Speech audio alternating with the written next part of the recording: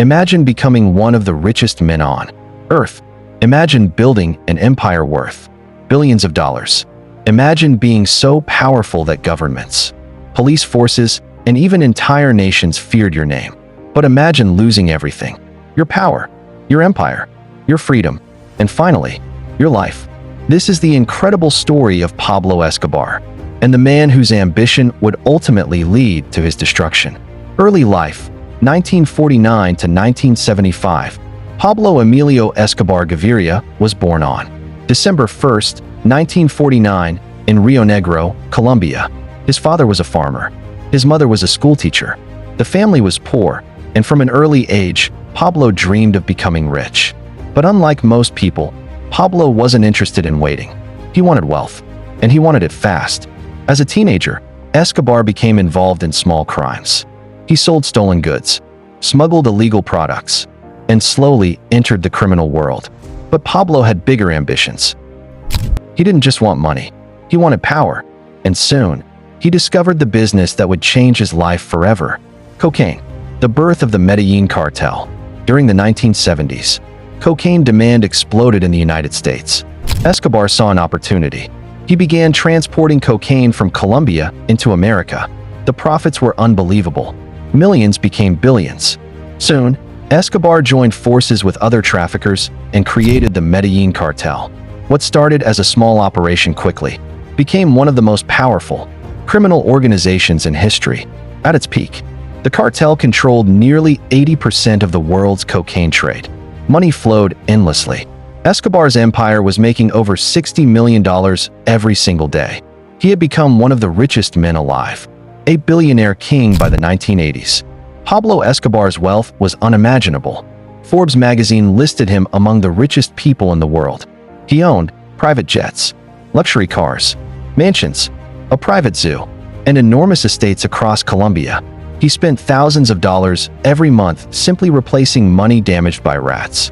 In fact, so much cash was being generated that the cartel often buried millions underground because they had nowhere else to store it. But money alone wasn't enough for Pablo Escobar. He wanted something even greater: political power.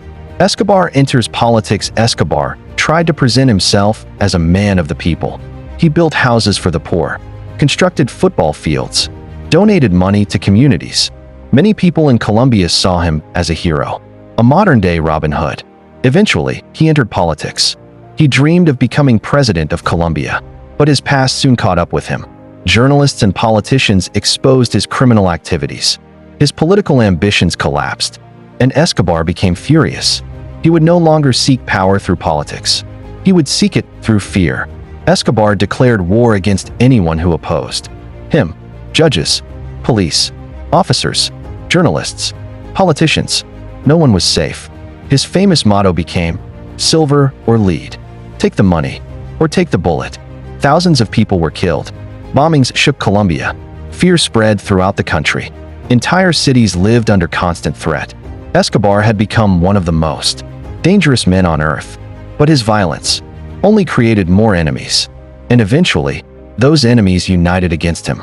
The hunt for Pablo Escobar. The Colombian government, supported by the United States, launched a massive campaign to capture Escobar. But Pablo was always one step ahead. He bribed officials, built secret hideouts, and maintained an enormous network of spies. For years, he managed to escape. Then something unbelievable happened. Escobar negotiated his own surrender, but there was a condition. He would build his own prison. LA Catedral. In 1991, Escobar surrendered. But the prison he built, called La Catedral, was unlike any prison in history. It had luxury rooms, a football field, televisions, parties, and even his closest associates. Escobar continued running his empire from inside the prison.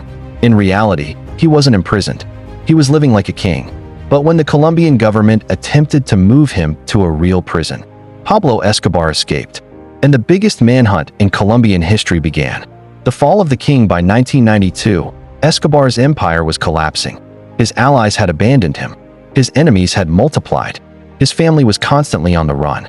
The authorities tracked him day and night. Finally, on December 2nd, 1993, one day after his 44th birthday, Colombian security forces located Escobar in Medellín. He tried to escape across the rooftops. Gunfire erupted. Moments later, Pablo Escobar was dead. The world's most feared drug lord had fallen. His empire collapsed, but his legend would live on. Even decades after his death, Pablo Escobar remains one of the most controversial figures in history. Some remember him as a ruthless criminal responsible for unimaginable suffering. Others remember the homes and schools he built for the poor. But one thing is undeniable. His story changed Colombia forever, and his rise and fall became one of the most extraordinary and tragic stories ever told. Conclusion: from a poor young boy in Colombia to one of the richest men in history, from unimaginable power to a violent downfall, Pablo Escobar's story is a powerful reminder that wealth without limits and power without morality can ultimately lead to destruction. He conquered the criminal world, but in the end, he could not escape fate. This was the story of Pablo Escobar, the man who built an empire and lost everything.